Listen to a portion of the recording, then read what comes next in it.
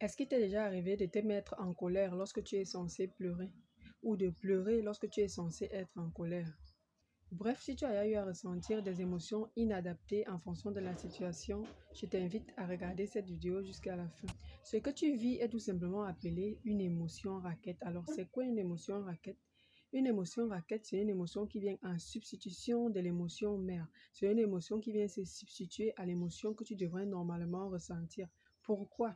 Par quel processus, par quel moyen est-ce que cette émotion vient en remplacement de l'émotion mère? Elle vient en remplacement de l'émotion mère tout simplement parce que c'est l'émotion qui a été permise lorsque tu étais un enfant. Vous verrez par exemple une petite fille qui se met en colère.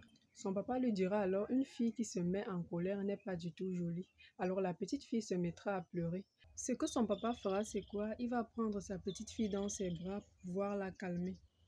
Ça n'a l'air de rien, mais de façon répétée, le message qui s'intègre dans le subconscient de la petite fille, c'est que lorsque je pleure, papa me console, mais lorsque je me mets en colère, papa n'est pas du tout content. Alors si je veux que papa me prenne dans ses bras ou qu'il me calme, il faudrait toujours que je pleure.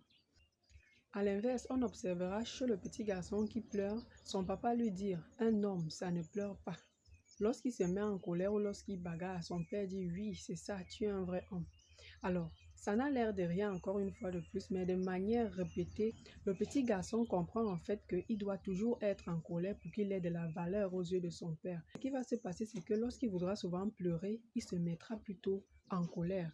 C'est depuis l'enfance que le processus d'émotion raquette se met en place. Je suis Evelyne, une passionnée du développement personnel spécialisée dans la connaissance de soi. Si ça t'intéresse de te connaître, n'hésite pas à t'abonner, à liker et à me laisser un petit commentaire.